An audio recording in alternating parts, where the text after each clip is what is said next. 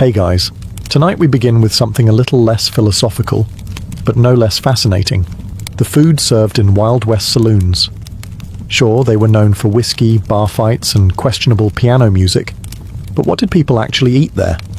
Was it all beans and bacon? Or were there surprises hiding behind those swinging doors? So before you get comfortable, take a moment to like the video and subscribe, but only if you genuinely enjoy what I do here.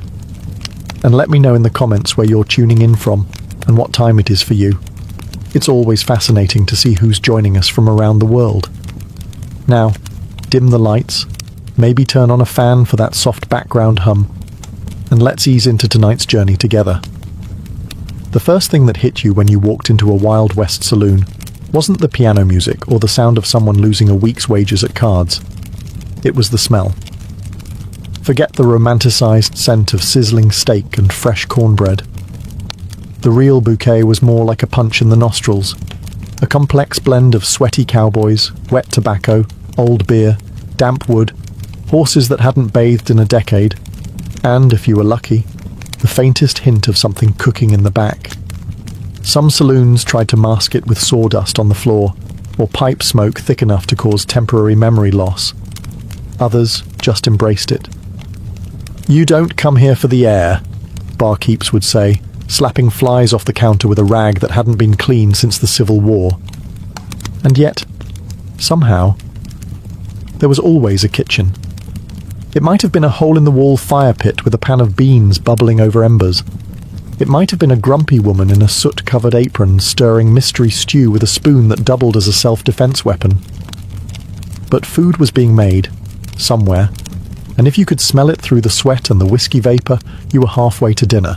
That is, if you could find a seat. Most saloons weren't laid out like modern restaurants.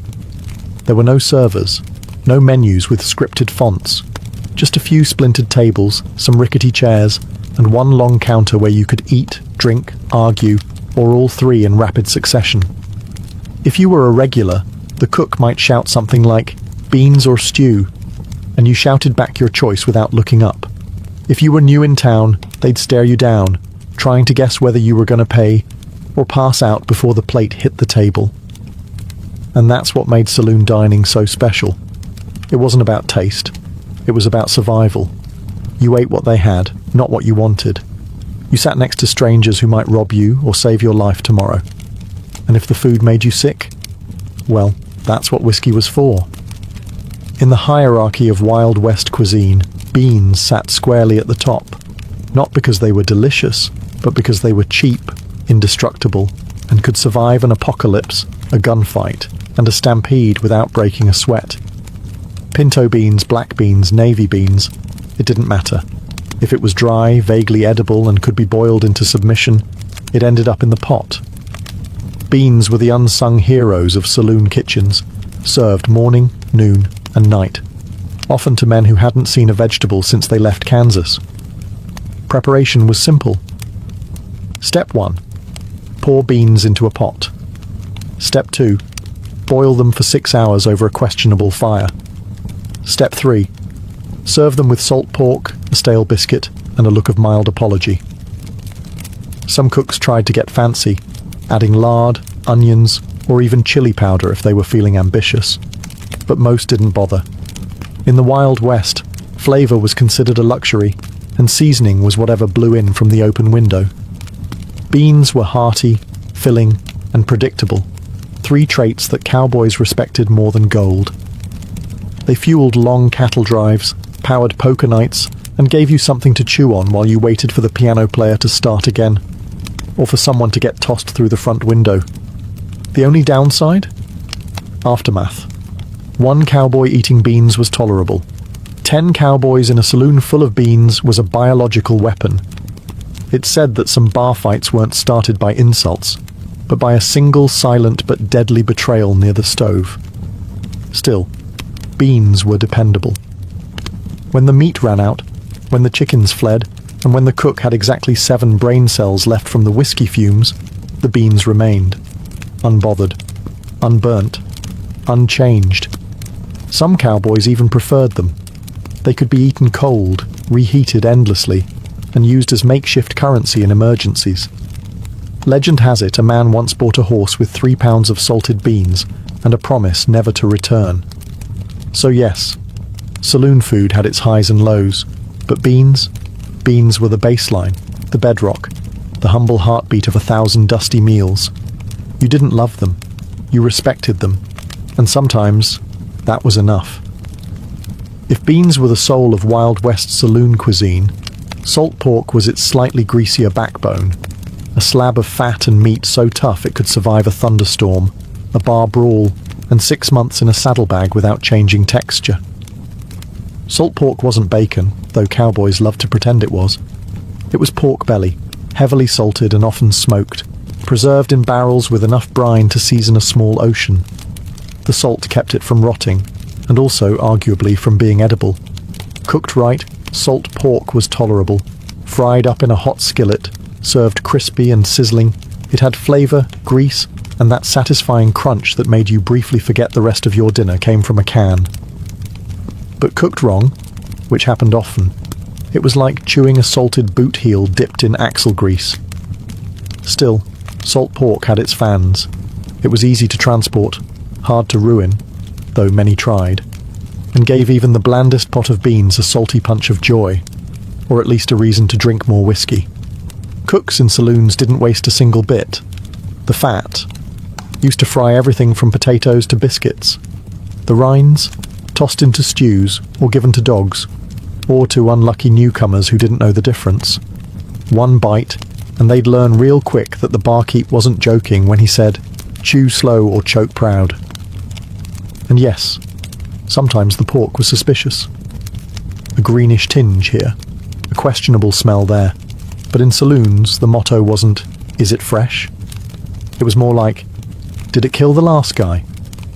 If not, you gave it a try. Salt pork was versatile too. It could be diced into beans, slapped on biscuits, fried alone, or gnawed at like jerky on long rides. Cowboys packed it like treasure, and saloon cooks leaned on it when the chickens ran off or the stew pot got too thin. It wasn't elegant, and it sure wasn't healthy.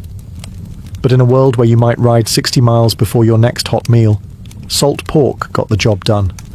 And if you survived it, well, you were stronger for it. In the Wild West, stew was the great culinary equalizer, hot, vaguely meaty, and deeply suspicious. It was the one thing almost every saloon served, no matter how ramshackle the kitchen. Why? Because stew was the perfect cover story for whatever odds and ends the cook had lying around, or couldn't legally describe. The base was simple, a pot, a fire, and ambition. You started with water, maybe some beans or potatoes, and then you tossed in whatever hadn't walked away yet. Beef? Sure. Rabbit? Definitely. Squirrel? Yep. Rattlesnake? If it wasn't biting anymore, toss it in. One traveller once claimed he found a boot string in his bowl. He wasn't even mad. It was the most chewable part. Meat quality varied wildly. Some stews had tender chunks of beef from the local butcher. Others, well, they had meat, the kind you didn't ask about. If the cook looked nervous and the dog population had recently decreased, you just ate around the chewy bits and prayed. Vegetables, when available, were usually boiled into oblivion. Carrots became orange smudges. Onions disappeared completely. Potatoes held on the longest, but eventually surrendered. The result? A bubbling brown-grey slurry that smelled way better than it looked and tasted better than you'd expect, assuming enough salt. Spices were a luxury.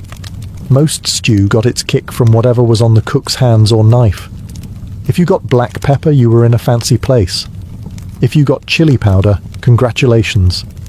Your sinuses were about to be cleared by force. But despite the mystery, stew was comfort food for the weary cowboy.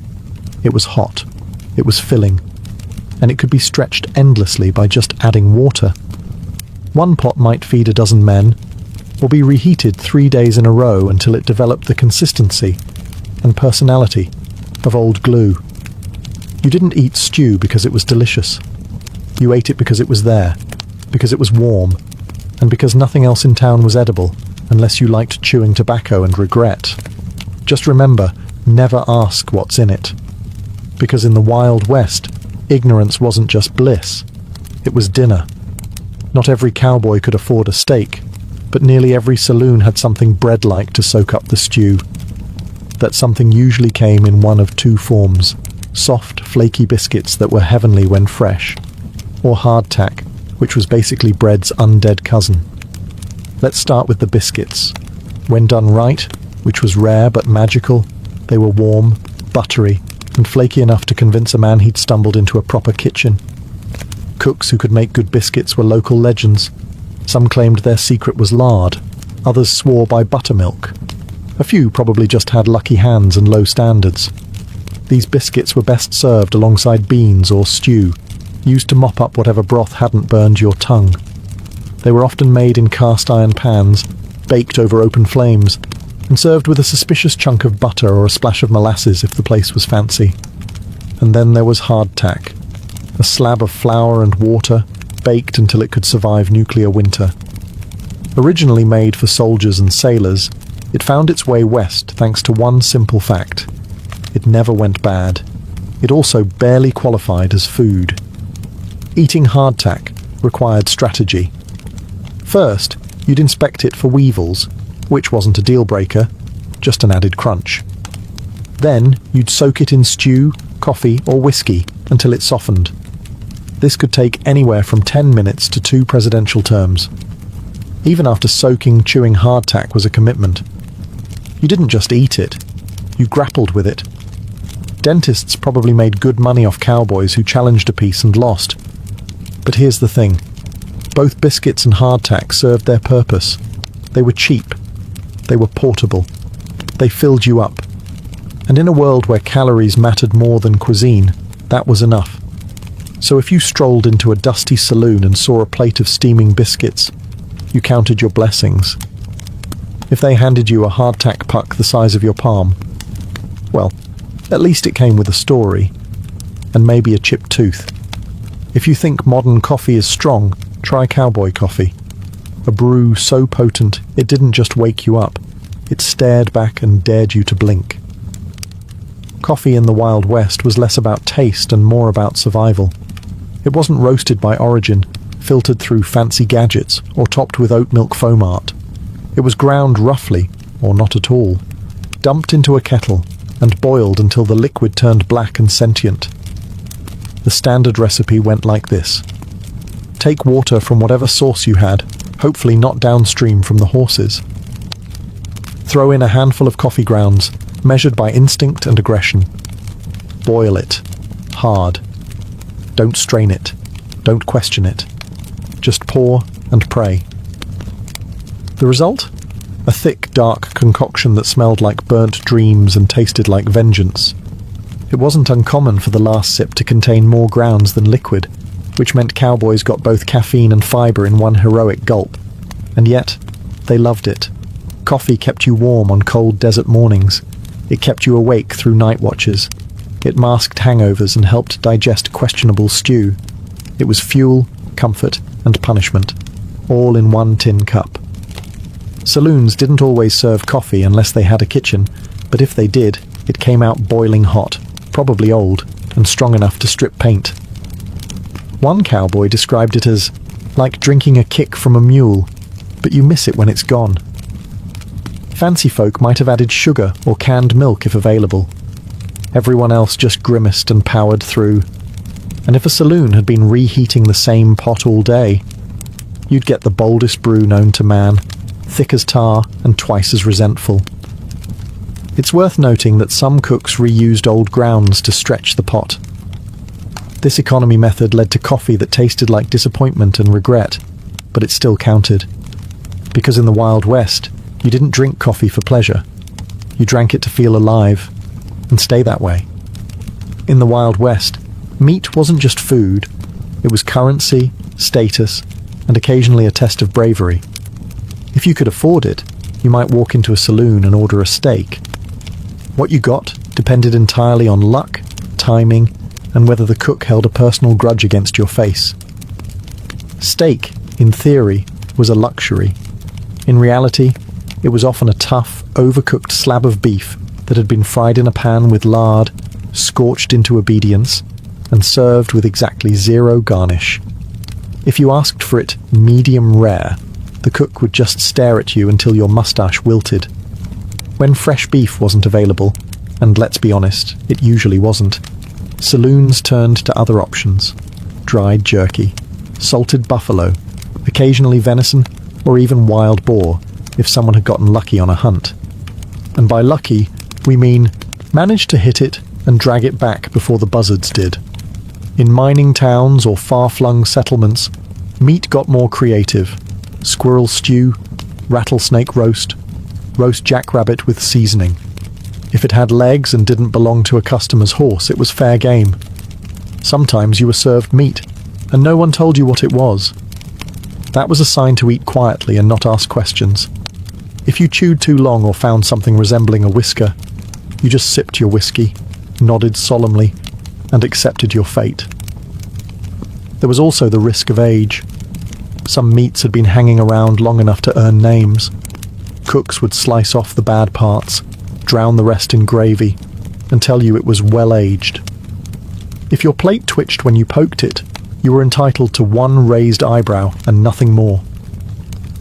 Still, when the meat was fresh and the cook wasn't drunk, you might get a real meal. A sizzling slab of beef, a fried egg on top, and maybe a biscuit on the side. A plate that reminded you why people survived gunfights, for this. But most of the time, you ate what was there, and hoped it didn't eat you back. In a Wild West saloon, dessert wasn't really a category. It was more of a happy accident, the result of a cook with spare ingredients and a tiny sliver of mercy. But if there was one reliable sweetish comfort, it was cornbread, made from simple cornmeal, water or milk, lard, and sometimes a dash of baking powder, if the cook remembered. Cornbread was the Swiss Army knife of the frontier menu. It could be baked in pans, fried in skillets, or even dropped by spoonfuls into boiling stew if someone was in a hurry, or lazy. Alone, cornbread was dry, crumbly, slightly sweet, depending on who made it, and always best served fresh, which meant it was almost never fresh. More often, you'd get a wedge that had been sitting near the stove since sunrise, hardened like a miner's conscience. But here's where the magic happened. Molasses.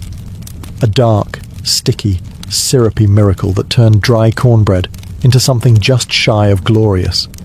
It was the cowboy's frosting, the outlaw's drizzle, the lonely gambler's last bit of joy before losing everything on a bad hand.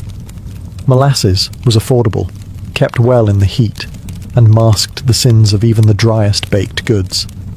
If a saloon had a barrel of it, you were in luck. If they warmed it before serving, you were practically eating at a 5-star establishment by frontier standards. Some cooks went a step further, pouring molasses over skillet-fried cornbread and tossing in a pinch of salt or spice. It wasn't quite cake, but it felt like it if you'd been chewing jerky and hardtack all week. Cornbread with molasses became the default dessert. Quick, cheap, filling, and sweet enough to calm your nerves after a rough ride or a close call in the poker room. No icing, no whipped cream, no frills, just grit, grain, and gooey satisfaction. And for many, it was more than enough. Because when your life involved cattle drives, dust storms, and the occasional shootout, dessert didn't need to sparkle. It just needed to remind you that not everything in the West was trying to kill you. If you were lucky enough to stumble into a saloon before noon, preferably sober and not bleeding, you might have been offered eggs and chicken. And if so, you were in the presence of a miracle. Or a trap. Let's start with the eggs. Fresh eggs in the Wild West were gold. Not actual gold, but nearly as rare and equally fragile. Chickens weren't raised for fun. They were cranky, prone to wandering, and occasionally stolen, eaten, or lost to foxes. If a saloon had eggs on hand, they either had their own chickens, a local supplier, or a secret smuggling operation from the next town over. What kind of eggs were they? Hopefully chicken, possibly duck, maybe something else. You learned not to ask. You ordered eggs, and what you got depended entirely on the cook's mood and the egg's age. Some were scrambled to disguise colour, others were fried until the yolks turned to leather. And if it wobbled when it hit your plate, that was a sign from the universe to order whiskey instead. As for chicken, it was on the menu, but not often. If it said fried chicken, what you'd probably get was a scrawny bird that died angry. Tough, bony, and fried in lard until the flavour tapped out, chicken wasn't always worth the chewing. But it was meat, it was hot, and it wasn't beans again, so folks ate it gratefully. You might get a drumstick the size of your thumb, or a whole quarter roasted on an open flame. You might also get a feather in your gravy, and that was just part of the charm. Breakfast offerings of eggs and chicken were a status symbol for saloons. They said, "We have food that didn't come from a can or a barrel." If the eggs were warm and the chicken wasn't dry, you'd tell your buddies for weeks. And if it gave you food poisoning, well, that was just the West reminding you who was in charge. Still, there was something hopeful about ordering eggs. They meant morning, they meant survival, and just maybe, they meant you'd live to drink again by nightfall. In a Wild West saloon, pie was more than just dessert. It was a statement. If you saw a pie sitting on the bar, steam rising, crust golden, scent of apples wafting through the smoke and whiskey, you knew this saloon meant business. You also knew that someone in the kitchen had put in real effort, which was practically a love letter in a land of bean slop and overcooked pork. Now, don't get ahead of yourself. Pie in the Wild West wasn't a perfect lattice-topped pastry with farm-fresh fruit. It was a rough, rustic affair, uneven crusts, fillings made from canned or dried fruit, and usually served lukewarm at best. Whipped cream, not unless a cow followed you into town. The most common varieties were apple, peach, or berry. Berry being a flexible category that sometimes included raisins or things that only vaguely resembled berries. If the cook had a sweet tooth, you might get a dash of cinnamon. If not, you got crust, sugar, and optimism. Still, pie was a rare treat. Most cowboys hadn't seen one since they left home, and saloons knew that offering pie gave them a competitive edge. A good slice could pull customers from 2 towns over, and if the pie was warm and flaky, you better believe someone would threaten to shoot over the last piece. There are recorded stories, and a few exaggerated legends, of poker games that ended in gunfire over dessert disputes. You took the last slice was as valid an offence as cheating at cards. In a world where men had been stabbed over spilled whiskey, pie was practically sacred. Of course, not all pies were created equal. Some were mostly crust, some were experimental. Some had fillings that hinted at being fruit once, in a previous life. But if the stars aligned, the cook was sober, the oven was hot, and the fruit wasn't fermenting, then that pie was something to remember. Because in the dust and grit of the frontier, a slice of pie wasn't just food. It was hope served on a tin plate. Cheese in the Wild West was a lot like a poker game, full of risk, a little bluffing, and a strong chance you'd regret your choices the next morning.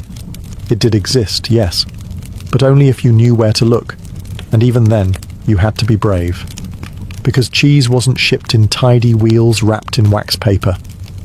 It was made locally, often by someone who once read about dairy fermentation while drunk. Most saloon cheese came in 2 varieties: hard, yellow, and suspiciously sweaty, or soft, crumbly, and slightly aggressive to the nose. Refrigeration, that was a luxury. So unless it was a particularly cold month or the saloon was near a cave, chances are your cheese had developed a personality. It might be cheddar. It might be something vaguely Swiss. It might be a lump of dairy guesswork with salt on top. And if it squeaked when you bit into it, well, that was between you and your jaw. Cheese was usually served in chunks alongside bread, jerky, or if you were lucky, a pickle. It helped balance out the saltiness of everything else, and gave cowboys a protein boost between brawls. You could even melt it over beans or toast it on cornbread, assuming the cook was feeling artistic. But beware, some saloons cut corners. Cheese might be old butter gone wrong, or curdled milk pressed into a bar shape and rolled in pepper to distract you. One travelling merchant once said he bought cheese in Nevada that tasted like boiled sock with a rind. He still ate the whole thing, because even bad cheese was still cheese. And in the Wild West, a saloon that offered any cheese at all stood out. It meant the owner had connections to a local farm, or at least access to a cow that hadn't been rustled yet. Offering cheese wasn't about flavour, it was a flex, a symbol of civilization in a place where most people still bathed with sand. So if a saloon plate came with a slice of cheese, you'd eye it, sniff it, tap it with your fork, and then eat it anyway. Because in the West, a gamble was just part of dinner. If it could be soaked in vinegar and forgotten in a jar, chances are it was served in a Wild West saloon. Pickling wasn't just a flavour choice, it was a survival strategy. Before refrigeration, saloon kitchens relied on brine and sourness to keep food from crawling off the shelf. Vegetables, eggs, fruit, even meat. Nothing was safe from the preserving power of vinegar. And that's how we got pickled everything. Pickled cucumbers? The classic. Crunchy, sharp, and occasionally green. They were served as sides, chasers for whiskey, or just something to chew on between bad decisions. If you were lucky, they were made fresh with garlic and spice. If not, they tasted like regret and rainwater. Pickled eggs? A saloon staple. You'd see them floating in cloudy jars behind the bar, usually near the whiskey. They looked like ghostly eyeballs and had the texture of sadness. Some cowboys swore by them. A quick shot of protein, easy to store, and they mostly stayed down. Others swore at them. Pickled onions? Common in mining towns, sharp, tangy, and strong enough to chase off unwanted conversation. One bite, and you could talk downwind of a stampede.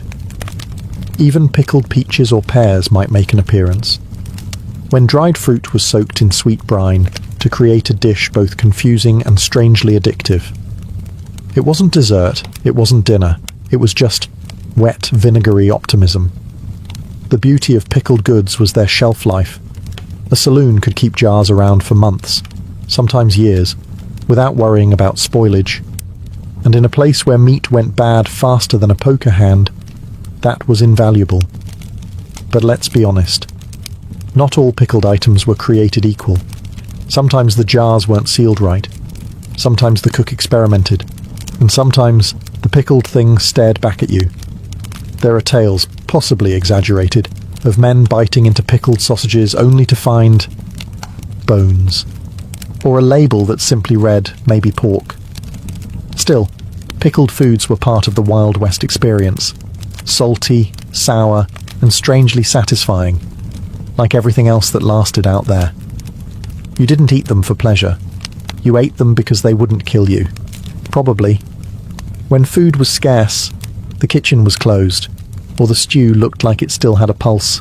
Cowboys and drifters alike turned to the most dependable item on the saloon menu: whiskey. It was always available. It required no preparation.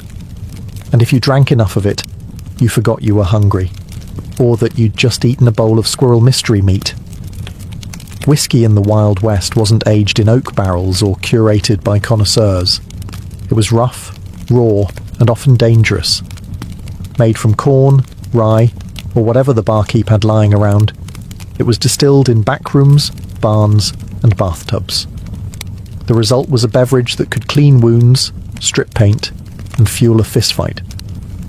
Some called it rot gut, others chain lightning, and a few simply referred to it as lunch. When beans were burnt and bread was mouldy, men drank their calories, one burning shot at a time. Saloon whiskey wasn't just a drink, it was a survival tool. It helped numb the pain of trail dust, heartbreak, broken ribs, and highly questionable stew. One shot before a duel, 2 shots after, and maybe 3 more while you waited to see if your bullet wound was serious.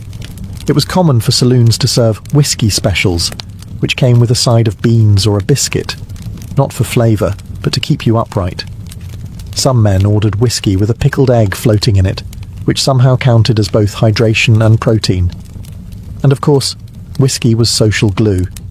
You bought it to make friends, to start fights, and occasionally to apologise after both. You could measure a saloon's reputation by how fast its whiskey knocked a man off his stool. Quality? Don't ask.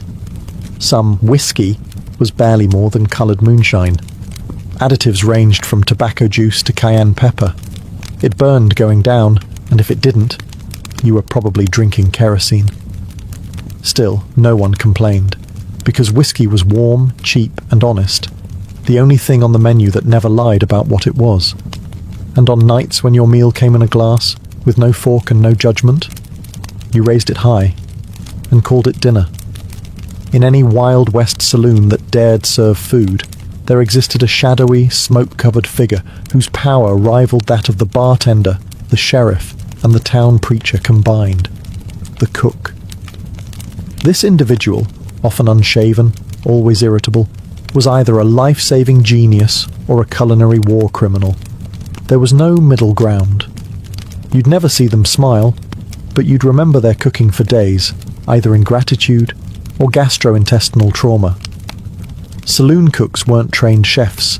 They were usually ex-miners, ex-cons, or ex-somethings who knew how to build a fire and weren't afraid of questionable meat. Their kitchen. A fire pit, a dented stove, and a single cast-iron pan that hadn't been washed since the gold rush. And yet, somehow, they fed entire saloons. On a good day, they'd whip up a pot of chili that could bring a man to tears. In a good way. The biscuits would be warm, the beans cooked through, and the cornbread just sweet enough to remind you of home.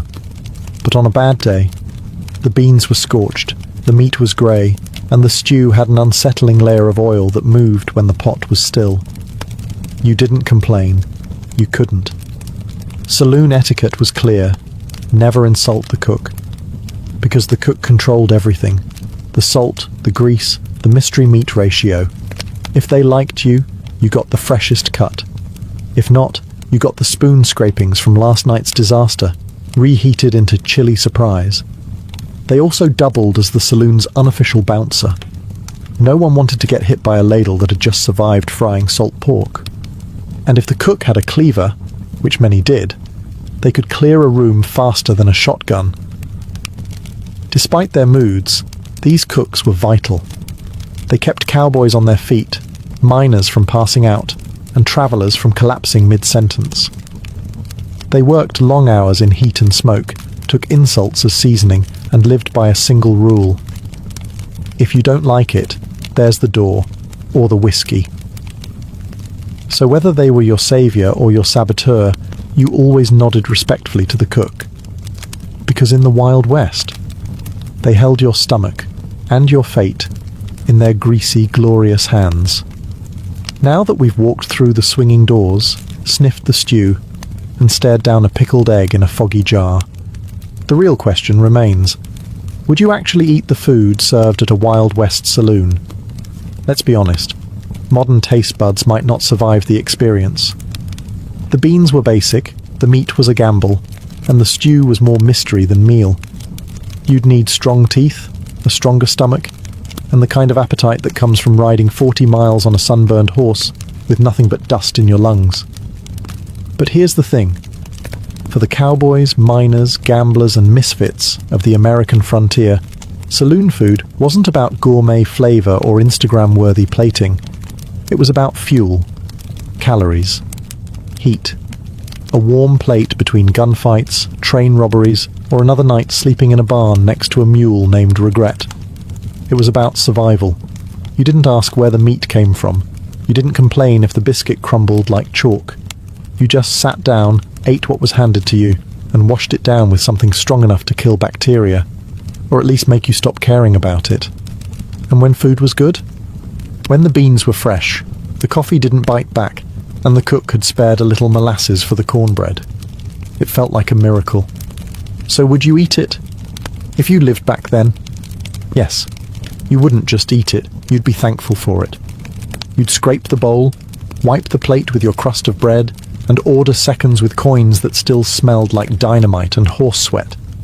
You'd laugh with strangers, curse the cook, toast with whiskey, and maybe, just maybe, end the night with a slice of pie and a story worth telling. Because saloon food wasn't glamorous. It was gritty, greasy, and real. And in a world where the West was still wild, that was enough.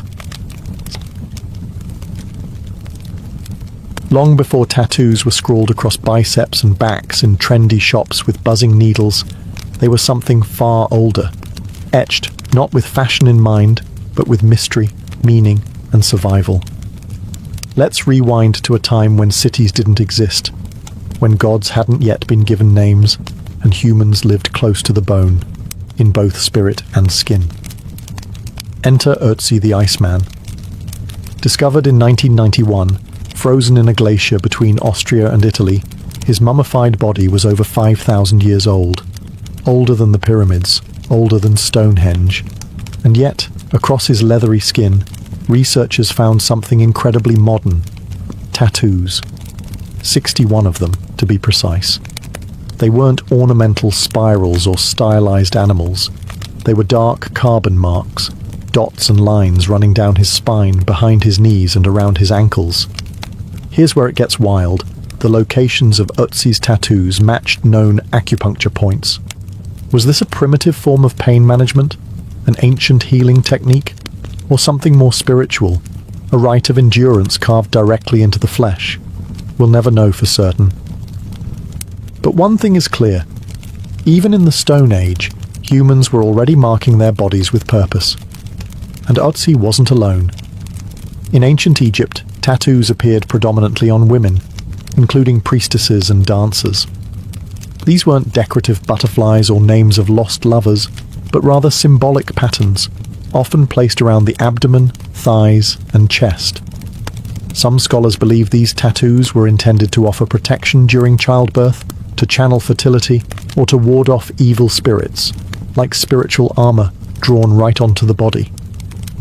Even in Nubia, south of Egypt, archaeologists unearthed mummies with animal figures tattooed on their limbs: bulls, crocodiles, symbols of power and survival.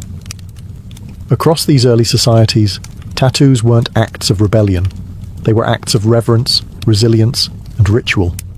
They carried meaning, not in ink alone, but in pain, permanence, and belief. So next time you see someone's sleeve of ink at the gym or on the subway, remember, they're carrying on a tradition that started not in a studio, but in the ice, in the sand, and in the sacred silence of forgotten millennia. If you ever thought tattoos were just edgy accessories or signs of rebellion, try saying that in front of a Polynesian chief and watch the room go quiet. In Polynesian cultures, tattoos weren't optional or decorative. They were sacred. In fact, the word tattoo itself comes from the Tahitian word tatau, meaning to strike. And that's exactly how it began. With bone tools dipped in soot, rhythmically tapped into the skin with a stick, each strike echoing centuries of tradition. In places like Samoa, Tonga, and especially among the Maori of New Zealand, tattoos weren't just art. They were identity. A person's moko, the intricate facial tattoos of the Maori, could tell you everything you needed to know. Their rank, their family, their ancestry, even their personal achievements. The face wasn't just a canvas, it was a living resume, and removing it would be like erasing a man's entire life. Young men would often receive their first tattoos during painful, ceremonial rites of passage. This wasn't a Friday night decision after a few drinks. It was a spiritual transformation. The process was excruciating. No anesthetics, no numbing creams, just raw courage and a communal belief in the deeper purpose of the pain. Women too were tattooed, often on the lips, chin or thighs, symbols of beauty, maturity, and mana, the sacred power believed to flow through all living things. A woman without tattoos could be considered incomplete, a canvas left blank in a world full of stories. But colonialism, as it often does, tried to erase it all. Missionaries arrived with scissors, soap, and shame. They saw the tattoos as primitive, pagan, and unchristian. In some areas, traditional tattooing was outlawed, forcing it underground, like a sacred language spoken only in whispers. Still, the ink endured. Today, many Polynesians are reclaiming their tattoo heritage with pride. The ancient tools have returned, the designs have resurfaced, and across the Pacific, you can hear the sound of tattoo once again, not just as an art form, but as an act of cultural survival. These weren't just marks on the skin. They were, and still are, declarations of spirit, blood, and belonging. Step into the world of togas, gladiators, and philosophers, and you might not expect to find tattoos. After all, when we think of ancient Greece and Rome, we imagine marble statues and clean, idealized bodies. But peel back the myth, and you'll find ink lurking in the shadows. In ancient Greece, tattoos were originally associated with slaves and criminals. In fact, the Greek word stigma, yes, the root of our modern term stigmatize, referred to the permanent marks branded or inked into someone's skin as punishment. These weren't symbolic or decorative. They were labels, warnings. If you were a runaway slave or a captured enemy, your captor might tattoo your forehead with a message like, "Stop me, I ran away," a permanent scarlet letter etched into the skin. The Romans, pragmatic as ever, borrowed this idea and took it further. Soldiers in the Roman army, especially those in specialized legions, were often tattooed to mark their loyalty, a kind of flesh-bound dog tag. But they also used tattoos to brand gladiators, slaves, and prisoners of war. It wasn't about identity, it was about ownership. There's a darker twist here. The early Christians, persecuted by Roman authorities, were sometimes tattooed as a form of humiliation. But centuries later, Christians would reclaim the practice. Pilgrims to Jerusalem in the Middle Ages often returned with small crosses tattooed on their arms, proof of their devotion and suffering. What began as a tool of punishment morphed into a badge of faith. Interestingly, in later Roman times, Emperor Constantine, the same ruler who legalized Christianity, banned tattooing on the face. Not because it was cruel, but because the face, he declared, was made in God's image and shouldn't be defiled. The irony? Bodies were still fair game. Unlike in Polynesia, where tattoos elevated someone's social standing, in the Greco-Roman world, they often lowered it. Tattoos marked you as an outsider, a sinner, a slave. But they also told a story. Not always one you wanted, but one you carried forever. In these empires of law, conquest, and spectacle, tattoos weren't about self-expression. They were branding, sometimes literally, tools of control, punishment, and power. And like all marks of oppression, they would eventually be reclaimed. While the West branded its slaves and criminals, the East took a more spiritual, symbolic approach to body art, where tattoos could be both sacred protection and social paradox. Let's begin in India. Though India is more famous for Mendi, the temporary henna art applied during weddings and festivals, the country also has a long history of permanent tattoos. Among tribal communities like the Baiga, Gondi and Santhal, tattoos were considered both ornamental and protective. A woman might be tattooed with symbols of fertility, strength, or religious devotion. Not on a whim, but as part of a deeply rooted tradition passed from grandmother to granddaughter. These tattoos weren't just for beauty. They were seen as jewelry for the soul, something no thief could steal and no poverty could take away. Meanwhile, in Japan, the story was more complicated. In the early days, during the Jomon period, tattoos might have had spiritual significance, possibly used to mark status or ward off evil spirits.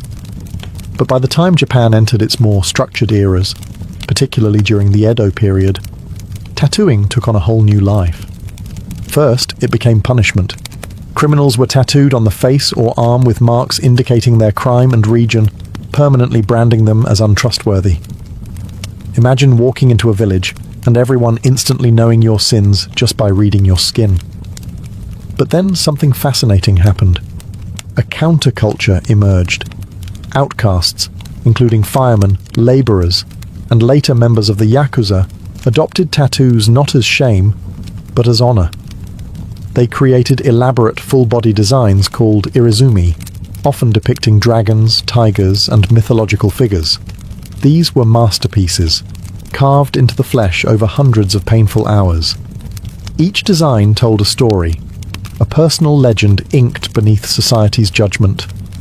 At the same time, Buddhist pilgrims in Southeast Asia developed Sakyant tattoos, geometric designs and Pali scriptures believed to offer protection, strength, and spiritual blessings. These were administered by monks using sharpened bamboo or steel rods, and always accompanied by chants and prayer. In the East, tattoos could be holy or taboo, sacred or criminal. It all depended on who wore them and why. But one thing was certain. In these cultures, skin was never silent. It spoke of power, punishment, prayer, and pride. As the Roman Empire gave way to the rise of Christianity, the tattoo needle, once a symbol of identity or punishment, began to vanish from the Western world. Why? Because in the eyes of the church, the body was no longer just flesh. It was a temple. And temples apparently weren't meant to be scribbled on. The early Christians had a complex relationship with tattoos. On one hand, some groups adopted tattoos as declarations of faith. Pilgrims traveling to Jerusalem would have small crosses tattooed on their wrists to signify their devotion, a permanent spiritual passport. These were symbols of endurance and survival, proof they had made the sacred journey and lived to tell the tale. But that was the exception, not the rule. By the early Middle Ages, the dominant message coming from religious authorities was clear. Marking the body was a pagan practice, and pagan meant sinful. The Bible, specifically Leviticus 19:28, was often cited, "You shall not make any cuttings in your flesh for the dead, nor tattoo any marks upon you. I am the Lord." That single line was enough to bury an entire art form across much of medieval Europe. Tattoos became synonymous with heathenism, witchcraft, and heresy, not something you wanted associated with your name during the Inquisition. In monasteries and Christian kingdoms, tattooing virtually disappeared, reduced to whispers and superstition. But even in this era of suppression, the ink never truly dried. In the far reaches of the Byzantine Empire, some Christian sects still practiced religious tattooing, small crosses etched onto hands and arms, often to protect against Islamic enslavement. In Ethiopia, Coptic Christians maintained tattoo traditions as well, marking young believers with sacred symbols as part of spiritual rituals. And among Crusaders, the knights who marched to the Holy Land, tattoos made a quiet return. Some etched small crosses on their bodies, not just as spiritual protection, but so that, if they died in battle, they could be buried as Christians, their faith visible even in death. So while the medieval West tried to erase the art of tattooing, it never quite succeeded. The ink hid in monasteries, pilgrim trails, and desert churches, waiting patiently, like a buried relic, for its time to rise again. As the age of exploration dawned, and wooden ships began slicing through unknown oceans, tattoos found a brand new canvas: sailors. And these weren't royal court artists or tribal shamans. These were rough men, calloused by salt and superstition, who began decorating their bodies with anchors, mermaids, and crucifixes. But how did tattoos return to Europe after centuries in exile? Enter the 18th century voyages of Captain James Cook.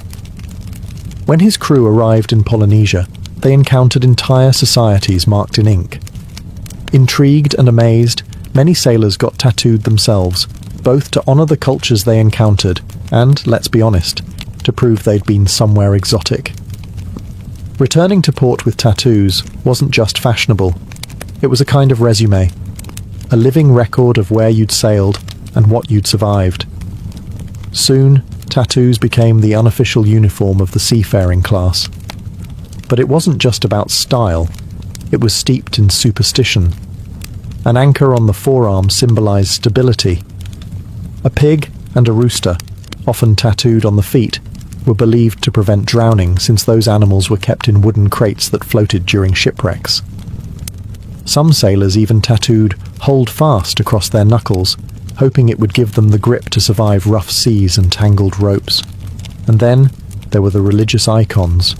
crosses on the back, the Virgin Mary over the heart.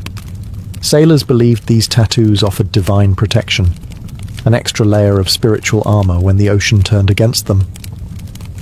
As these inked-up sailors filtered back into European and American ports, tattoos spread with them, not to the nobility, but to the fringes. Dock workers, soldiers, convicts. Tattoos were now the language of the lower classes, the drifters and the daring. Still, they held meaning. In the US, Civil War soldiers began tattooing their names and regiments on their arms, a grim preparation in case they died in battle and needed identification, a small, painful insurance policy in a world without dog tags. So while kings and clergy shunned tattoos, the men who mapped the world wore them with pride. For them, each mark was a story, a wound, a charm, a prayer, and when the world ended in waves or cannon fire, it might be the only thing left that told your name. By the 19th and 20th centuries, tattoos had drifted far from temples and tribal rites. In many parts of the world, they had become marks of defiance, especially behind bars. Prisons gave tattoos a new language, a gritty, coded one, spoken in needles, razors, and improvised ink. Let's start in Russia. Under the iron shadow of the Soviet Union, a secret society of tattoos flourished inside the gulags. These weren't decorative. They were biographical, symbolic, ruthlessly hierarchical. A star on the shoulders? That meant you commanded respect. Barbed wire around the neck? You were a lifer, never getting out. A cathedral with domes on your chest? Each dome represented a sentence served. The tattoos told your crimes, your rank, your defiance. But break the code, or wear a symbol you hadn't earned, and you might find it carved off, forcibly, with a knife. In Japan, the Yakuza transformed the art of irizumi, once a punishment, into a badge of honor. Full-body suits of dragons, koi fish, and samurai warriors covered skin from shoulder to ankle, often hidden beneath business suits. Getting tattooed wasn't just an act of rebellion. It was a rite of loyalty, painful, expensive, and permanent. In the West, prison tattoos carried their own meanings. In American jails, a teardrop beneath the eye might signal that you've committed murder, or, in some cases, lost someone close. Cobwebs on the elbows could symbolize long sentences, dots on the knuckles, numbers, acronyms, entire identities rewritten in ink, hidden from guards but clear to anyone fluent in the language. These tattoos were often done with smuggled sewing needles, paper clips, and pens melted into ink. There was no glamour here, just pain and symbolism. For many inmates, it was less about art and more about identity. Proof that you belonged, or a warning that you didn't. Outside prison walls, these tattoos carried a heavy stigma. They marked you as dangerous, untouchable, beyond redemption. But for the men and women who wore them, the ink was often the only constant, the only part of themselves they owned in a system built to strip everything else away. Tattoos in prison weren't fashion, they were survival. By the time the 20th century hit full stride, tattoos had gone from sacred symbols and outlaw code to mainstream rebellion. If the church once saw tattoos as marks of sin, modern society started to see them as symbols of freedom, and occasionally of a very specific kind of cool. In the early 1900s, you could still catch tattooed performers in circus sideshows, tattooed ladies, and illustrated men who charged admission to show off their fully inked skin. People gasped. They stared. It was taboo wrapped in spectacle. But something began to shift around the middle of the century. Soldiers returning from World War II brought back simple tattoos. Anchors, eagles, hearts with "Mom" scrawled inside, as personal emblems of pain, patriotism, or survival. These tattoos weren't for show. They were keepsakes, burned into the skin as reminders of the things they'd seen and the brothers they'd lost. Then came the counterculture. In the 1960s and 70s, tattoos began breaking out of their blue-collar roots and onto the bodies of rock stars, bikers, and beat poets. Janis Joplin had a bracelet tattooed on her wrist. The Hells Angels wore ink like a badge of honor. The act of getting a tattoo, still a bit frowned upon by polite society, became an act of rebellion. A way to say, I don't care what you think. And tattoo parlors? They were no longer hidden dens in seedy alleyways. They started to go legit. Artists like Lyle Tuttle, who famously inked Cher and the Rolling Stones, turned the needle into a brush. Suddenly, tattoos weren't just symbols. They were statements. Personal, political, powerful. But the stigma didn't vanish overnight. Even into the 1990s and early 2000s, having visible tattoos could keep you from getting hired. No visible tattoos was printed right into many job applications. Ink still whispered of crime, deviance, or recklessness, especially for women, whose tattooed bodies were policed more harshly. And yet, the tide was turning. Tattoo TV shows emerged. Celebrities embraced full sleeves. Tattoo conventions popped up everywhere. The art form was no longer a subculture. It was culture. From rebellion to runway, tattoos had finally re-entered the mainstream. But they never forgot their roots. In a world where everything from our voices to our memories lives in the cloud, you'd think something as analog as a tattoo might be left behind. But instead, tattoos have entered a renaissance, not just surviving the digital age, but evolving with it. Today, tattoos are more than ink and skin. They're powered by apps, augmented by tech, and designed with machines that would make 19th century sailors weep. Some artists now use AI to generate hyper-detailed designs. Others work with machines that print ink with surgical precision. And then there's the rise of smart tattoos, experimental patches embedded with sensors, capable of tracking vitals, controlling devices, or even lighting up with LED ink. It's not science fiction. It's already being tested in labs. But even without the tech, tattoos are booming. What was once taboo is now celebrated across professions, genders, and cultures. Doctors have full sleeves. Teachers wear wristbands of ink. CEOs stroll into boardrooms with elaborate back pieces hidden beneath suits. Social media has democratized the art form. A tattoo in Seoul can go viral in Seattle. Artists build global audiences overnight, and customers can book a session with the tap of a phone. And yet, the meaning behind tattoos hasn't disappeared. If anything, it's become more personal. People now tattoo sound waves of loved ones' voices, coordinates of where they met their partners, portraits of pets, constellations from their child's birth night, quotes in forgotten languages, etched forever to remember, to heal, to belong. Cultural tattooing is resurging too. Indigenous communities from the Arctic to the Andes are reviving ancestral designs, reclaiming identity through skin. What was once suppressed is now proudly worn, a walking act of remembrance. Of course, debates still rage. Is it art or trend? Sacred or superficial? Can you truly own your story if it's filtered through algorithms and likes?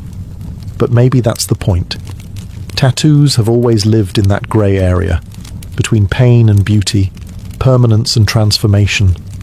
They are both primal and futuristic, a whisper from the past and a declaration for tomorrow.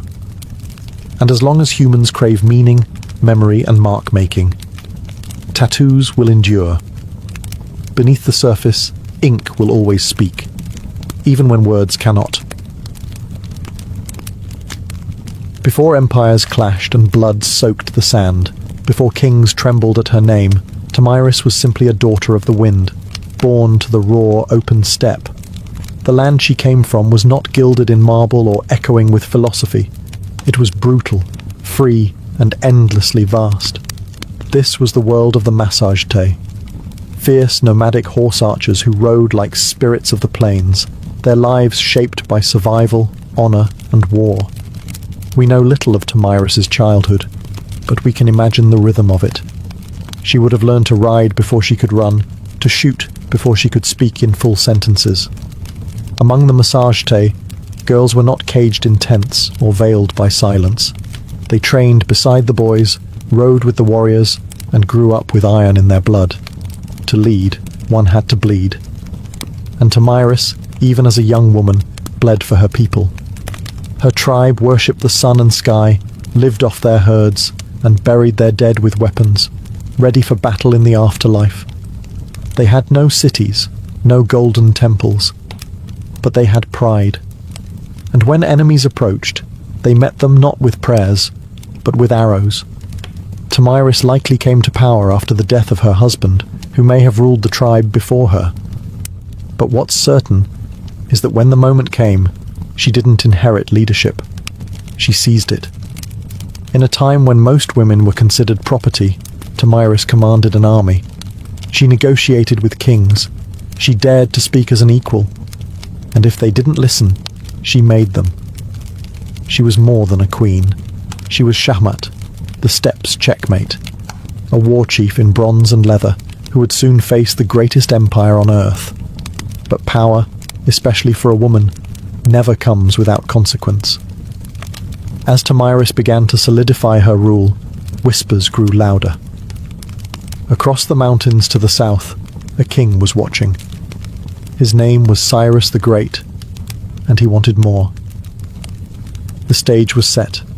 The steppe wind howled, and Tomyris, daughter of warriors, would soon ride into legend. While Tomyris reigned over the open steppes, far to the south, a different kind of power was rising. Structured, imperial, relentless.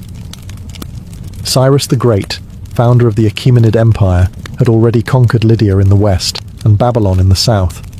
His banners flew over deserts, mountains and cities where languages changed every few days' ride. But Cyrus wasn't done. He was a builder of empires, and every builder eventually eyes the horizon. To Cyrus, the Massagetæ were a threat wrapped in opportunity. They weren't rich in gold or cities, but they controlled the northeastern frontier, and that meant access to key lands, resources and trade routes. More importantly, the Massagetæ had something no empire could afford to ignore: pride. And pride, in Cyrus's eyes, could be bent or broken. But Cyrus also knew that brute force wasn't always the best first move. He had a reputation for cleverness, diplomacy, and strategic trickery.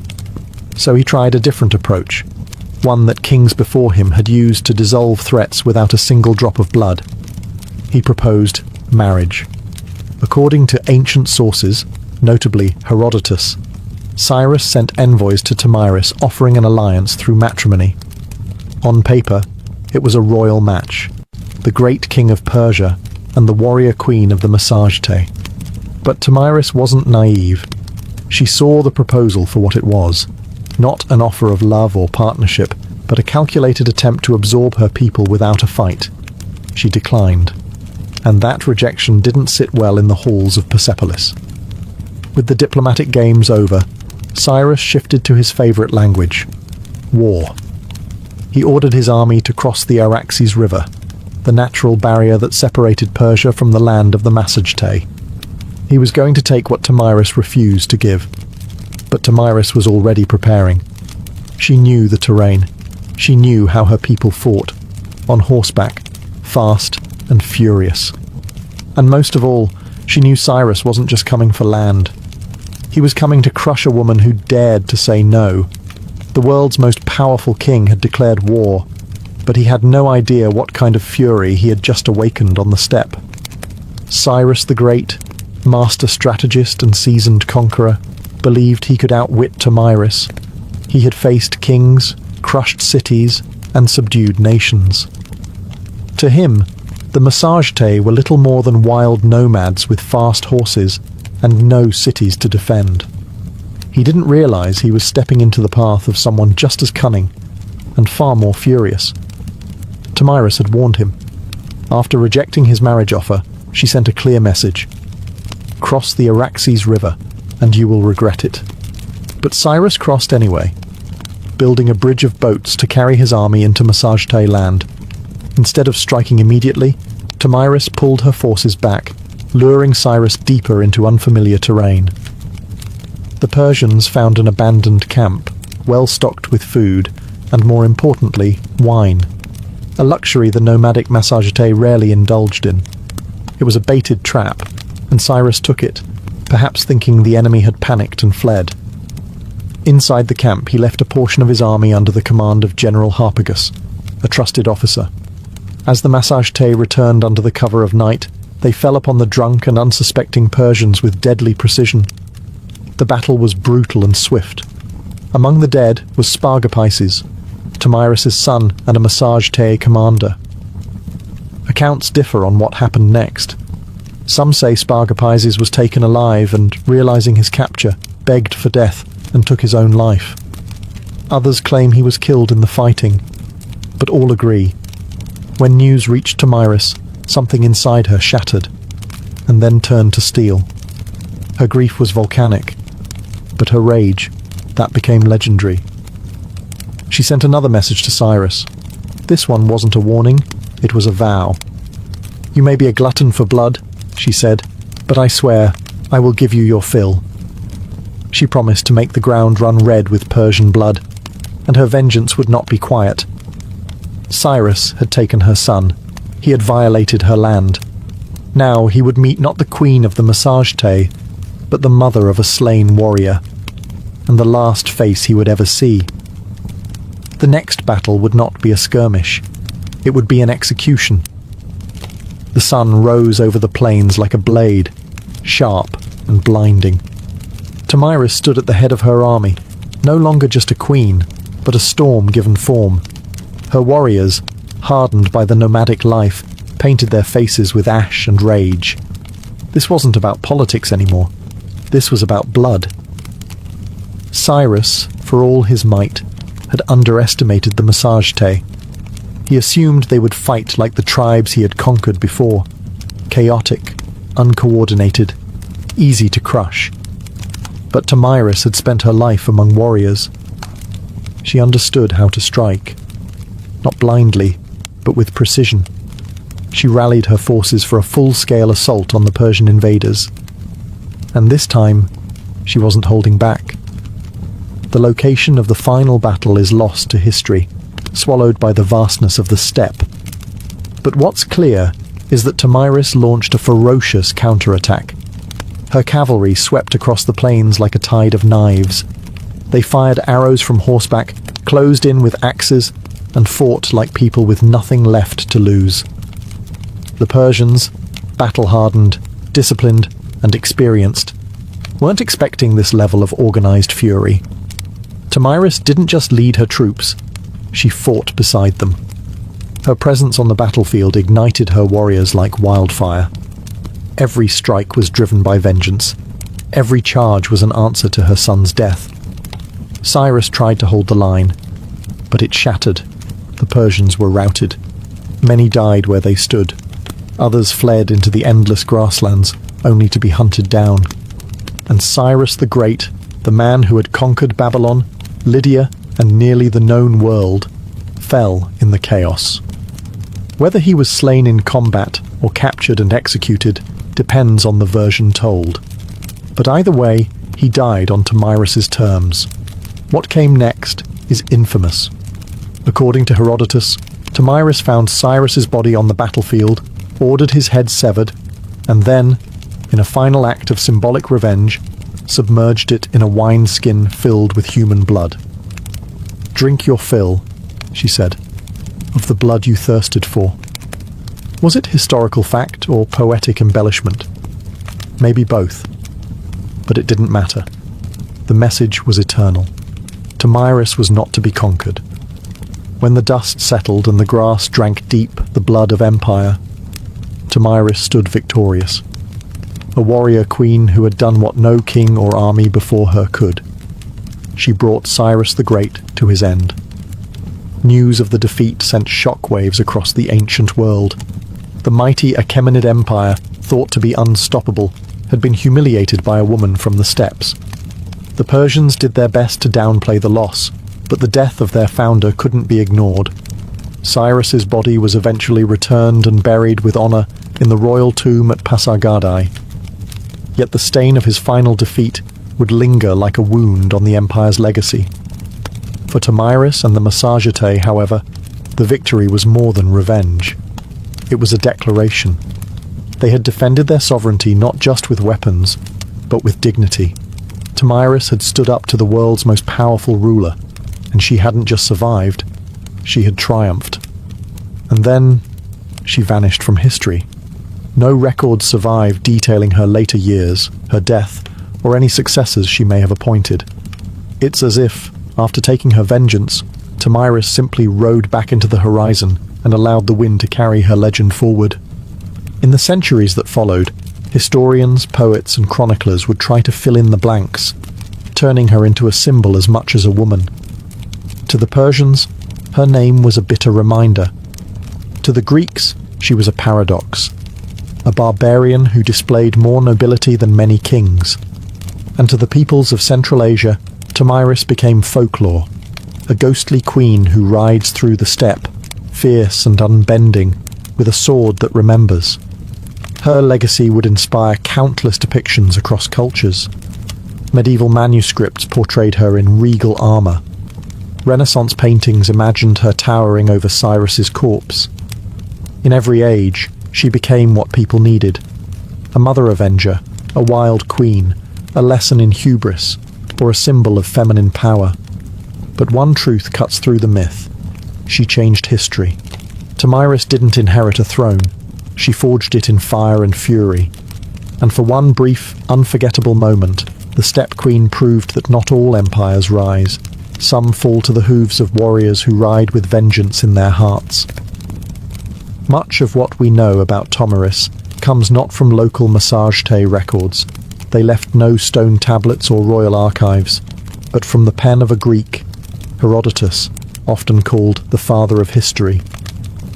Writing a century after her time, he immortalized Tomyris in his histories, casting her as a warrior queen of astonishing resolve and terrifying vengeance. But Herodotus wasn't simply reporting facts. He was weaving a story, one part chronicle, one part morality tale. To him and his Greek audience, Tomyris represented the ultimate reversal of imperial arrogance. Cyrus the Great, a man who had conquered half the known world, fell not to a vast army or a rival king, but to a woman who fought not for glory, but for her child. Her victory was almost mythic, and Herodotus treated it as such. He even detailed her grisly revenge, the wineskin of blood, the severed head of Cyrus, and her damning words, "Drink your fill." But was it true? Modern historians debate this endlessly.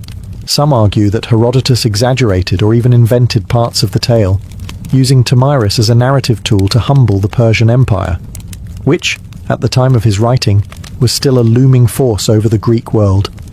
Others believe that while the blood wineskin episode might be symbolic, the core event, Cyrus's death at the hands of Tomyris, likely did happen. There's also the question of bias. Herodotus, for all his insight, often filtered foreign cultures through a Greek lens. He portrayed the Massagetei as wild and free, yet noble, an exotic mirror to Greek ideals of honor and liberty. Tomyris, in that frame, wasn't just a barbarian. She was a moral counterweight to Persian ambition. Still, even if details blurred over time, Herodotus succeeded in one thing. He ensured Tomyris would not be forgotten. Because of him, she became more than a historical footnote. She entered the realm of legend, where facts soften but impact sharpens. And in that space between myth and memory, Tomyris's story found a strange kind of immortality. In a world dominated by kings and conquerors, Herodotus left us a queen who refused to kneel, and left her enemies bleeding in the sand. Though she may have slain one of the ancient world's most iconic emperors, Tomyris never ruled an empire herself. She didn't build cities of stone or inscribe edicts on golden tablets. Her people, the Massagetei, were nomads, living not by walls, but by the rhythms of the land, the sky, and the horse. This meant that Tomyris's legacy was never institutionalized. There were no marble busts or royal coins bearing her likeness, no archives to immortalize her decrees. Instead, her story passed on as stories do on the steppe, through firelight, song, and the whispered awe of warriors. The Massagetæ were one of many powerful tribes of the Central Asian steppes. Their cousins included the Scythians, the Saka, and the Dahai, all expert horse archers who roamed the lands between the Caspian Sea and the borders of ancient China.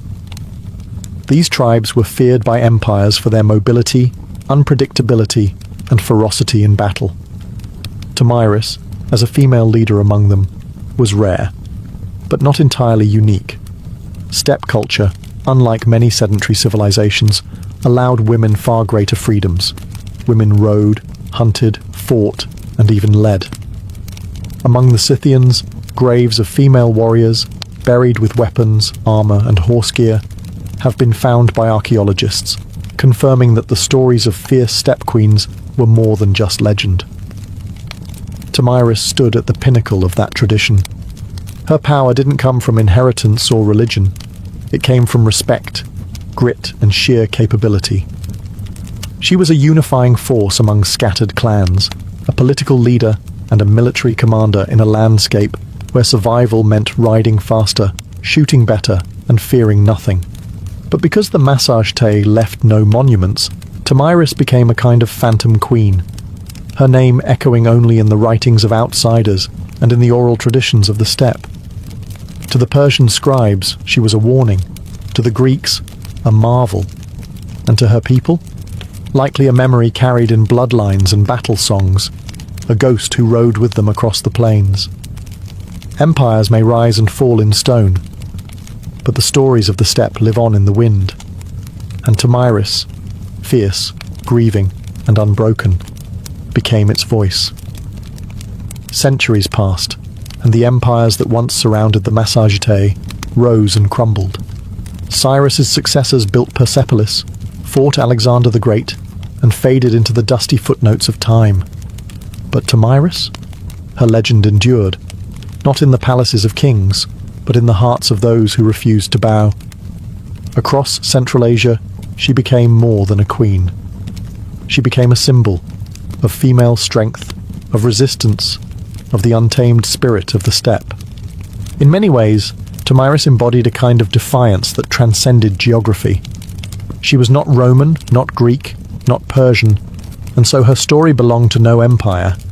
That made her dangerous and inspiring. In the medieval Islamic world, chroniclers occasionally mentioned her name, reshaped by language but never quite forgotten. In some versions, she was praised for her justice and vengeance. In others, she was seen as a savage queen, a reminder that power in the hands of a woman could be both glorious and terrifying. By the time the Renaissance rolled around, European artists rediscovered her tale through the writings of Herodotus. Painters depicted her in elaborate armor, standing triumphantly over Cyrus's lifeless body. In one dramatic painting, she holds his severed head aloft like a trophy, blood-soaked and victorious. It was theatrical, yes, but also political. These artists were fascinated by the idea of a woman who didn't just survive in a man's world, she won. In the 19th and 20th centuries, Tomyris became a nationalist icon in regions like Kazakhstan, Uzbekistan, and Turkmenistan. Poets and educators reclaimed her as a historical heroine, proof that the roots of Central Asian identity were fierce, proud, and deeply feminine. Her name appeared in textbooks, statues, and even military ceremonies.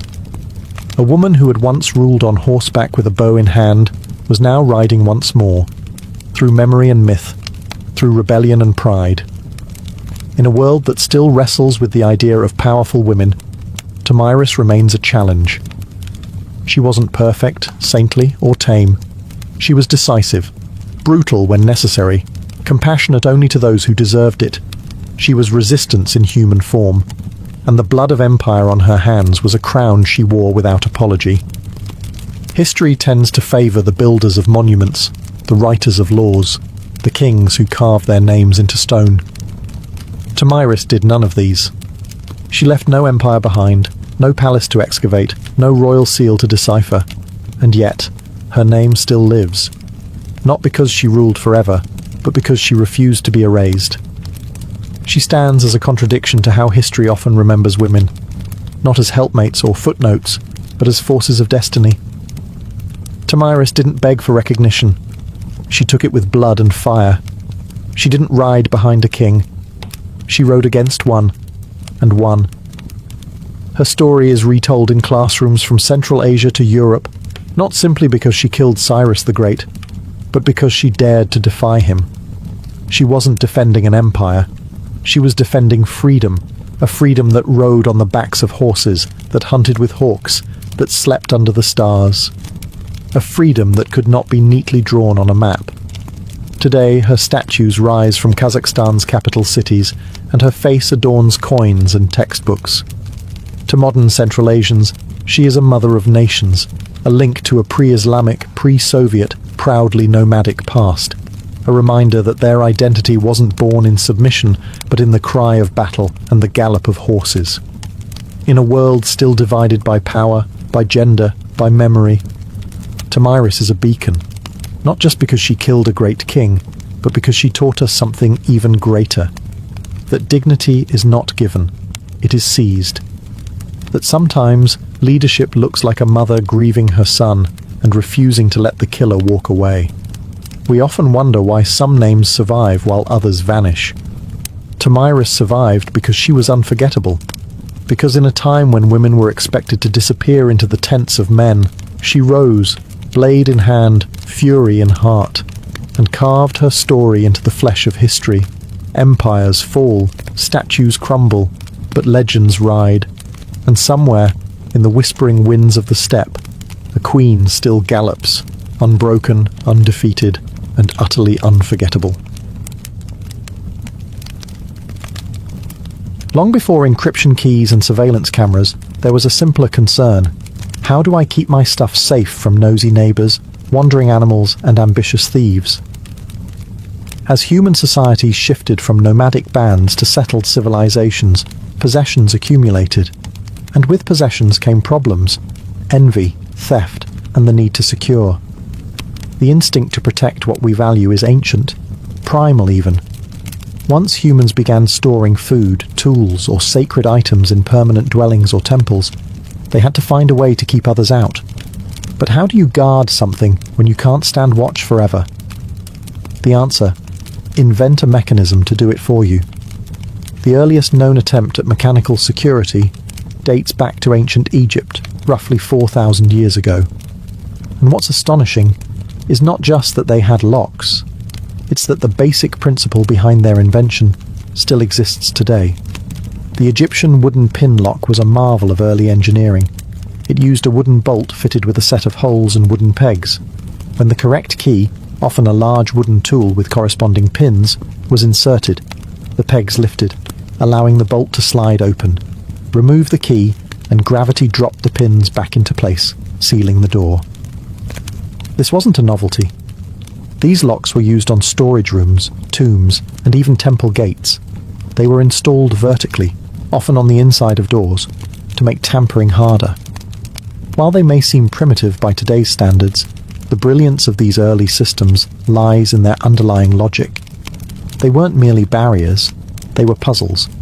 And like all good puzzles, they challenged the uninvited.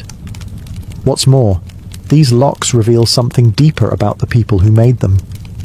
They didn't just fear theft, they anticipated it. They thought ahead. They invested time and skill in protecting things that mattered. And in doing so, they laid the groundwork for an entire field of human innovation: security. So the next time you lock your front door, remember, you're not just turning a deadbolt. You're continuing a tradition started by ancient hands, driven by a timeless truth. Some things are worth guarding. The Egyptian wooden pin lock wasn't just the world's first known lock. It was also the ancestor of nearly every pin tumbler mechanism used today. Simple, elegant, and surprisingly effective, it served temples, homes, and storage rooms across ancient Egypt for centuries. And it all started with a few pieces of wood, a bit of clever design, and a deep need for privacy. Imagine a large wooden door, not one with hinges like today's, but more like a vertical plank barrier. On the inside of that door sits a wooden bolt that slides horizontally to block the entrance. But embedded within that bolt are several holes, and inside each hole rests a wooden peg. Those pegs drop into slots cut into the door frame itself, preventing the bolt from sliding open. It's locked. Now here's the magic. The key, a large wooden implement resembling a modern toothbrush, has corresponding pegs or pins that match the positions of those in the bolt. Insert the key into the bolt, and the pins inside are pushed up just enough to clear the frame slots. Once lifted, the bolt can slide open freely. Remove the key, and gravity does the rest. The pins fall back into the frame holes, relocking the door. It's mechanical memory without springs or gears, just wood, weight, and ingenuity. What made this system so impressive was its balance of complexity and reliability. It was relatively easy to craft using available materials, but hard to bypass without the correct key. And since each lock was slightly different, thanks to hand carving, keys weren't interchangeable. Your lock was your lock. These pin locks weren't reserved just for the rich or royal either. Archaeological findings at sites like Nineveh, and even later at Persian and Assyrian locations, show the concept spread widely across ancient civilizations. Egypt may have invented the idea, but the lock had legs. Beyond practical use, these locks carried symbolic power. In tombs and sacred buildings, locking something wasn't just about physical protection. It signified reverence, finality, the belief that certain things should remain untouched unless you were worthy enough to possess the key. Security in ancient Egypt wasn't just a function, it was a statement. While Egypt gave us the earliest mechanical locks, ancient Mesopotamia pioneered a very different form of security, one that relied less on mechanics and more on identity. In the land between the Tigris and Euphrates, security wasn't sealed with bolts and tumblers. It was pressed in clay, with symbols, authority, and trust. The people of Mesopotamia, including the Sumerians, Akkadians, Babylonians, and Assyrians, developed a method of securing goods not by locking them, but by making unauthorized access visibly impossible. How? With cylinder seals, small carved stone rollers engraved with unique images or inscriptions. These seals were rolled over wet clay used to close containers, doors, or even official documents. Think of it as an ancient combination of a signature, a wax seal, and a barcode. Once impressed into the clay, the seal left behind a continuous pattern that could not be duplicated easily. If someone tampered with the seal, opened the container, broke the door latch, or unwrapped the tablet, it was obvious. The broken clay told on them. This approach was both simple and profound. In a world without padlocks or alarms, it focused on deterrence through visibility. The seal didn't stop you from opening something. It told the world that you had. High-ranking officials, merchants, and priests all had their own personalized cylinder seals, often passed down through generations. These seals carried such prestige that some people were even buried with them, as status symbols and tools of the afterlife. But Mesopotamian security wasn't just about clay. They also secured temple treasuries and granaries using rope bindings that could only be removed by cutting, often tied with elaborate knots or seals that would clearly show tampering. The idea was always the same: make the risk of exposure more terrifying than the reward of theft. This concept of security as accountability, of linking access to a person's identity and social status, would echo for millennia. Even today, we log in with usernames, verify with signatures, and rely on records more than locks. In Mesopotamia, to protect something wasn't just to keep it hidden. It was to publicly proclaim who had the right to touch it. As ancient Greek city-states rose in wealth and complexity, so too did their need for personal security. From treasuries in temples to coin-filled storerooms and private homes, the Greeks faced the same age-old challenge. How do you keep things safe when you can't always be there to guard them. Surprisingly, the Greeks were slower than their Egyptian and Mesopotamian neighbors in developing mechanical locks. Instead, they leaned heavily on trust, social norms, and physical barriers, sometimes reinforced by surprisingly clever, though rudimentary devices. One such innovation was the bar and pin lock, used mostly for doors and chests. It consisted of a horizontal bar placed across a door on the inside, with a hole through which a key could be inserted from the outside to lift the bar.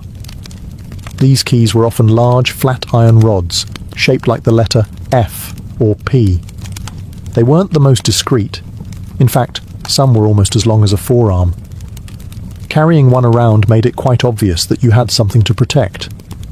But Greek keys and locks weren't just functional. They also held cultural significance. Being entrusted with a key symbolized authority and responsibility.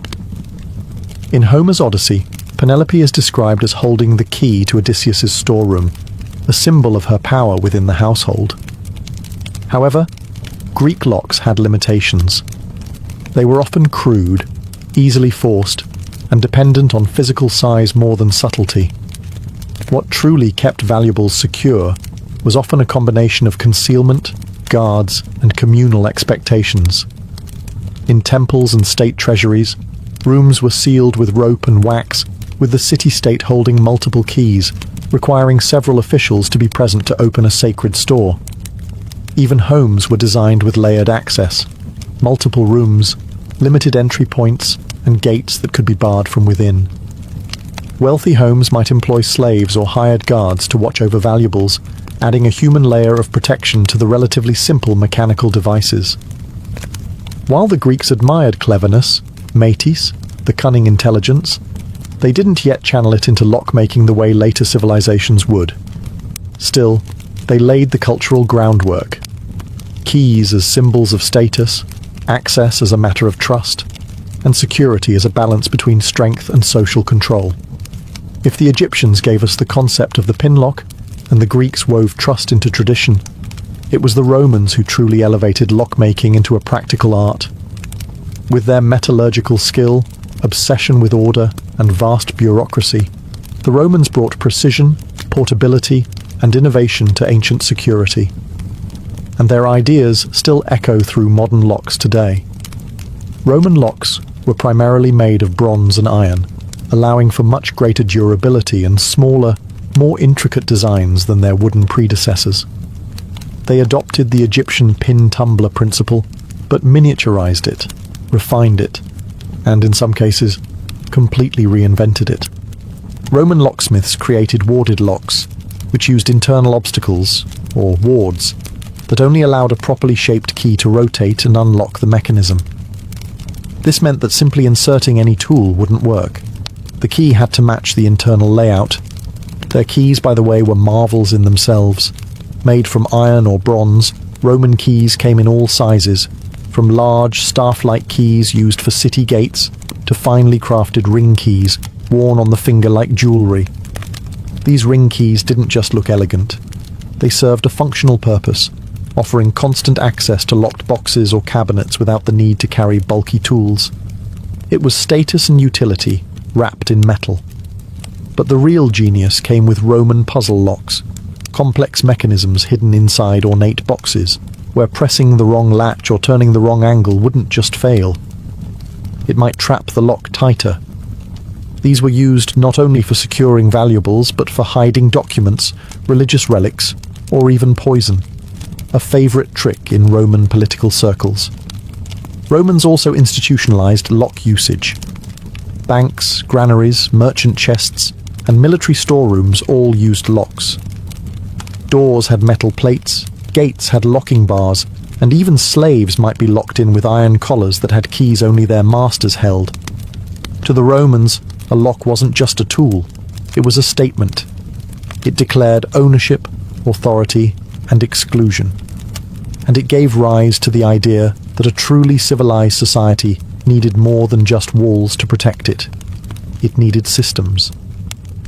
While the West was forging intricate metal locks, ancient China took a path that blended practicality with philosophy.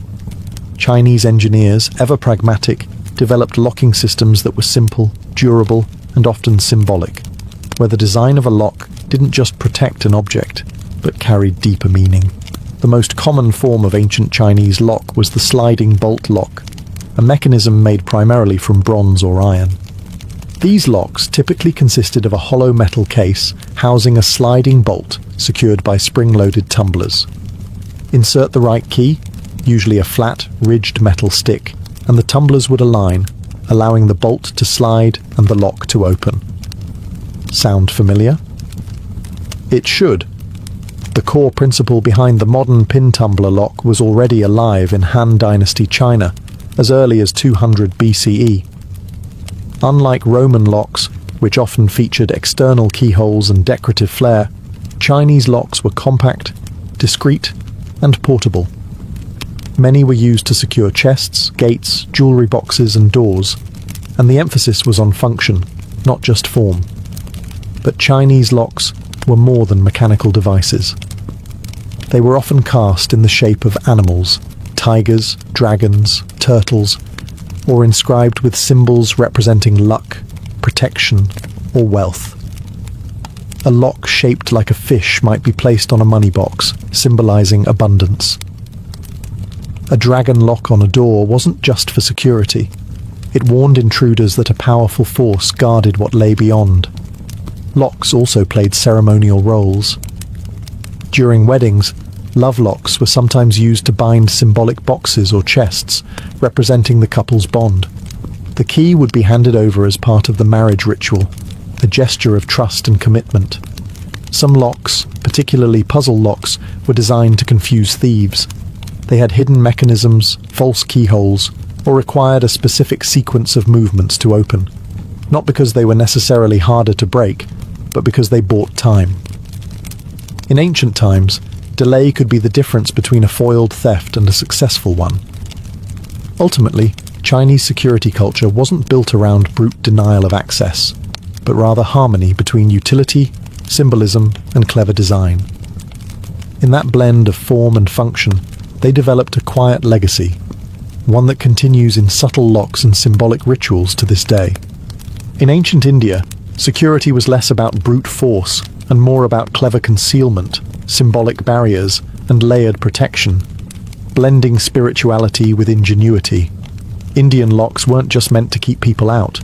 They were designed to confuse, mislead, and warn, often integrating secret latches, false compartments, or symbolic inscriptions to elevate security into an almost philosophical practice. One of the standout features of Indian lockmaking was the use of deception.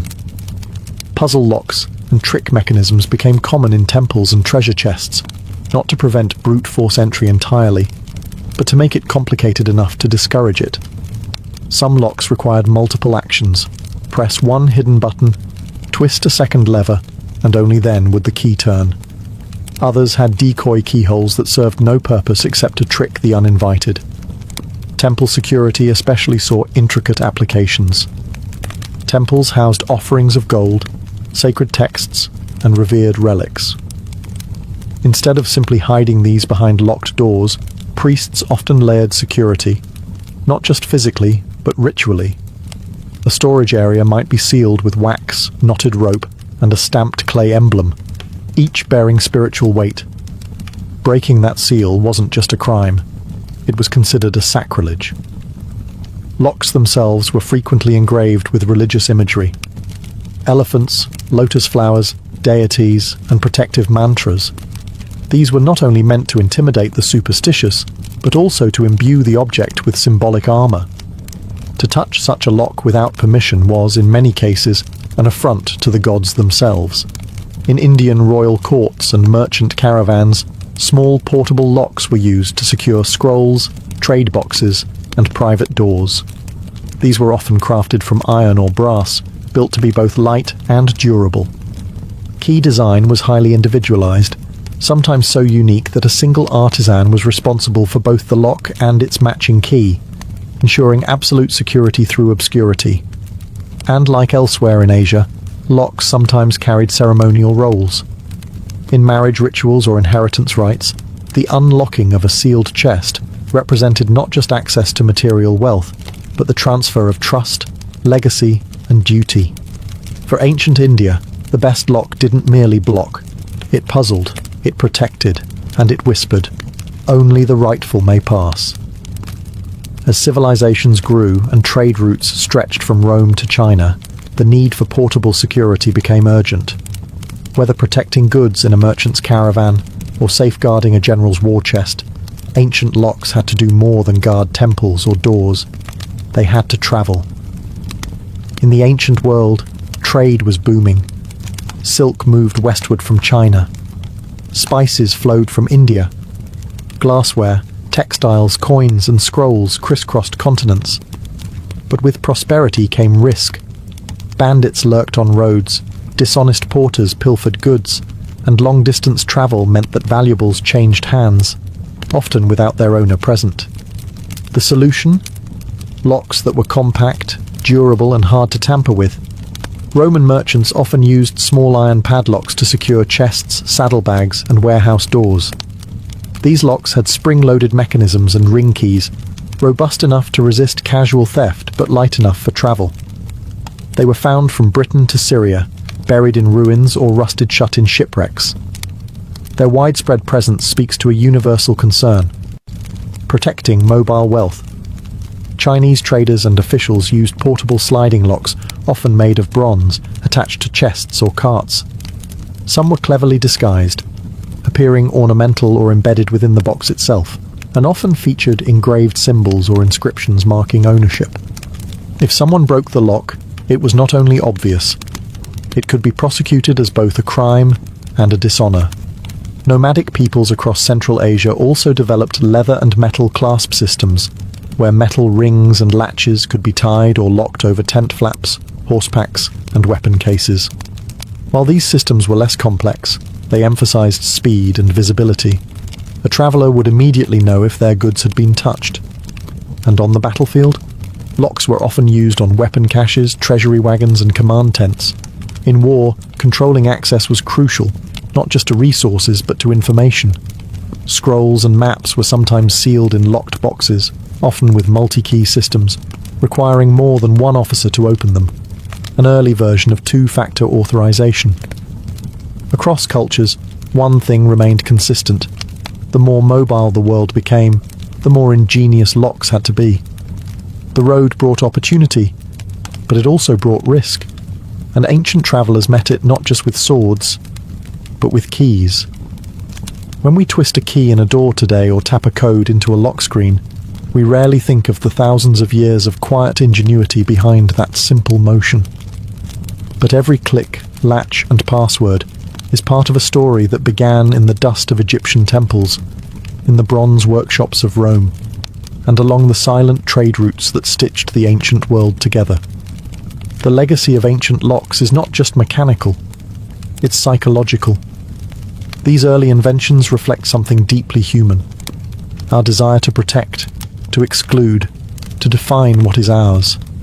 Whether it was a wooden bolt in Thebes, a ring key in Pompeii, or a puzzle lock in Chang'an, the concept was the same: to create a boundary that only the rightful person could cross.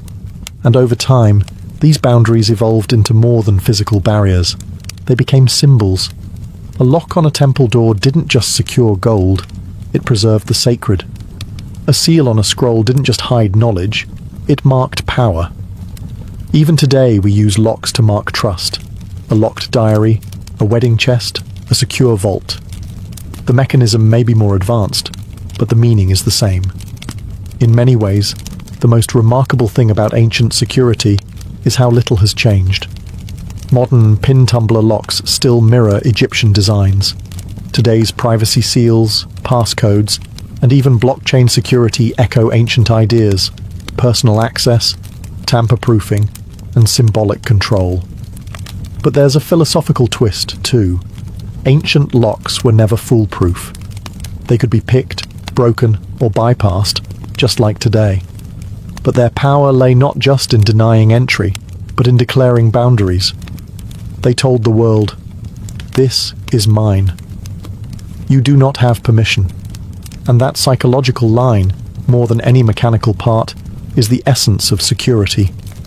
From tombs to trade routes, from temples to homes, locks have always been about more than theft prevention. They're about control, identity, secrecy, and sometimes survival. So the next time you slide a deadbolt or hear a safe click shut, remember, you're not just using a tool. You're continuing a story written by kings, merchants, warriors, and priests, each of them trusting a small piece of technology to hold back the world.